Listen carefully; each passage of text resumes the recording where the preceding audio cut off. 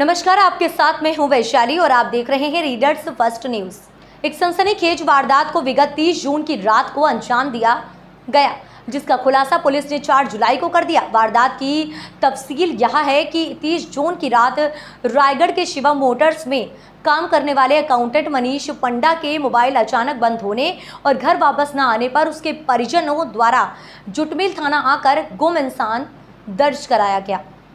जिसके बाद पतासाजी के दौरान 1 जुलाई की शाम थाना जुटमेल क्षेत्र के अंतर्गत नेशनल हाईवे 49 पर अमली भौना रोड किनारे मनीष कुमार पंडा पिता भरत भूषण पंडा उम्र 35 वर्षीय का शव मिला था। मामले की सूचना पर वरिष्ठ अधिकारीगण के साथ थाना जुटमेल पुलिस साइबर सेल FSL की टीम डॉग स्क्वाड मौके पर पहुंचे। प्रथम दृष्टया घटनास्थल एक्सीडेंटल स्पॉट जैसा दिखाने का प्रयास किया गया था, परंतु पंचनामा कार्यवाही के दौरान घटनास्थल और शव का बारीकी से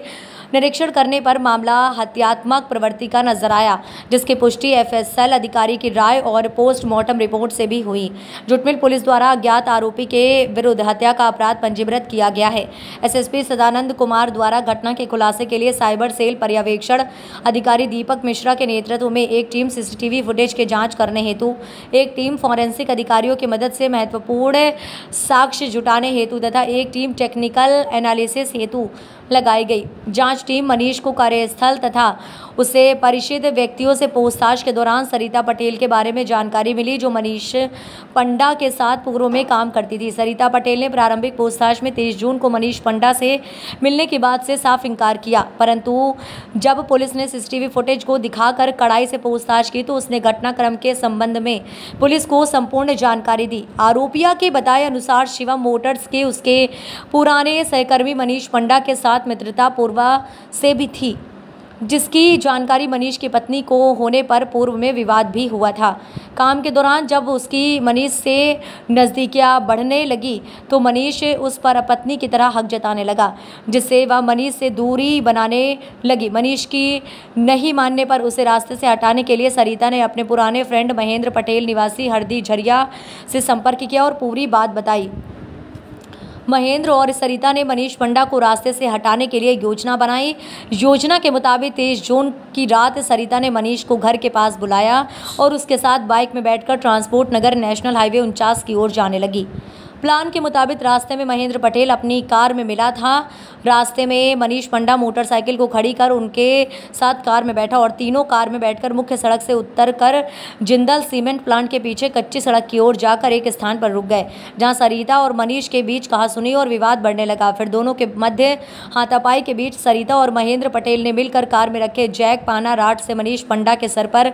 ताबड़तोड़ वार कर उसकी हत्या कर दी। उसके बाद गाड़ी में शव को रखकर मोटरसाइकिल के पास लाकर छोड़ दिया। घटना के बाद फरार आरोपी महेंद्र पटेल को पुलिस सरगर्मी से तलाश कर रही थी। पुलिस के बढ़ते दबाव के बीच आरोपी महेंद्र पटेल को ग्राम धानगार के पास मुखबरी सूचना पर उसे हिरासत में ले लिया गया, जिसने आरोपिया सरिता के साथ मिलकर मनीष पंडा की हत्या की बात कबूल की। आरोपी महेंद्र के घर से घटना में प्रयुक्त कार, आरोपिया के पहने कपड़े, जूते, मुख्य घटनास्थल से खून आलूदा मिट्टी, शर्ट का एक बटन की जब्ती की गई है। जुटमिल पुलिस आरोपी महेंद्र पटेल का पुलिस रिमांड लेकर सभी अन्य साक्ष्यों जब्ती कार्यवाही कर रही है। पुलिस ने मुस्तैदी से अनुसंधान व कार्यवाही कर इस अंधे कत्ल के मामले का 48 घंटे के अंदर खुलासा कर दिया है। एक मिनट सर, बताएंगे कि हत्या का खुलासा हुआ इसमें भैया मोबाइल थोड़ा सा बदल कर क्या है पूरा मामला? भैया स्क्रीन में आते मोबाइल। ये मामला 1 जुलाई के है और 30 जून की दरमियानी रात एक लड़का मनीष पंडा नाम का जो है वो अचानक से उसका फ़ोन बंद हो जाता है। इसके बाद परिजन के द्वारा सूचना दी जाती है कि वो कहीं मिसिंग हो गया है और उन्होंने थोड़ी सी जो उनके परिजनों के द्वारा जो बात बताई गई उसके आधार पे कुछ शक हुआ और तत्काल उसका गुम इंसान दर्ज करके उसके बाद उनकी खोजबीन के लिए पूरी टीम लग जाती है और थोड़ी देर के बाद पता चलता है कि अमली भौना के पास जो नेशनल हाईवे है वहाँ एक डेड बॉडी मिलती है। परिजन के द्वारा उसकी पहचान मनीष पंडा के रूप में की जाती है। उसके बाद पंचनामा पोस्टमार्टम के उपरांत अपराध पंजीबद्ध कर विवेचना में लिया गया और उसके बाद उसके हत्या हत्यात्मक प्रतीत होने पर तत्काल जो है मेरे द्वारा 5 से 6 टीमें अलग अलग बनाई जाती है और उसे सभी टीमों को अलग अलग काम सौंपा जाता है, चाहे सीसीटीवी हो, सीसीटीवी कैमरा देखने का और जो टेक्निकल एविडेंस को कलेक्ट करने का, और एफएसएल की टीम, डॉग स्क्वाड्स, बाकी सभी। और हमें जब घटनास्थल पे जब हमारी एफएसएल की टीम आती है उनके द्वारा जब पंचनामा किया जाता है और हमारे जो डॉग स्क्वाड्स थे, डॉग के द्वारा कुछ हमें क्लू मिलता है और वो जिस तरफ डॉग जाता है तो आप संदेह होता है कि यहाँ पे कुछ न कुछ हुआ है। तो उसके बाद फिर टेक्निकल एविडेंस के बेस पे जब हम लोग आगे बढ़े हमारी टीम, तो शक जो है सबसे पहले जहाँ पे काम करती थी वहाँ पे गया और वहाँ के कर्मचारियों से पूछताछ की गई। फिर लड़की जो थी सरिता, उनको बुला करके कड़ाई से पूछताछ किया गया।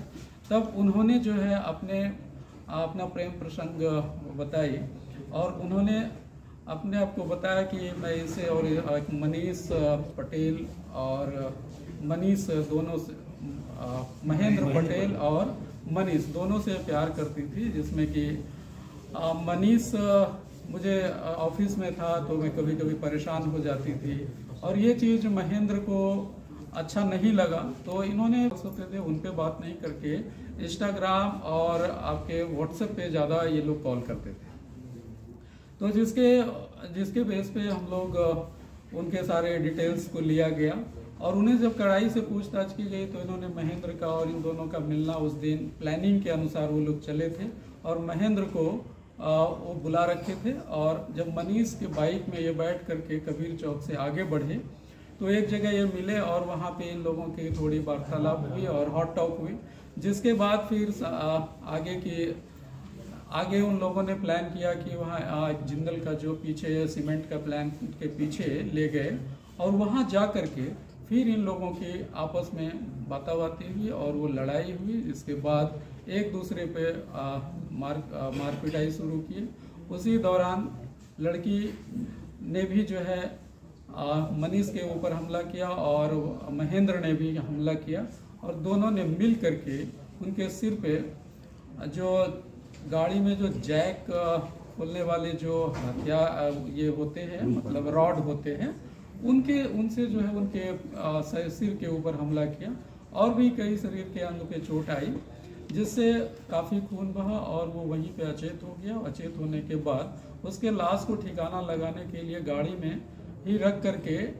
अपनी वो जो कार थी वो महेंद्र की, उसमें ले करके वो जहाँ पे मोटरसाइकिल छोड़ा था वहीं उनको नीचे फेंक दिया और उसकी मोटरसाइकिल को वहीं पे उनको गिरा दिया गया। इस तरह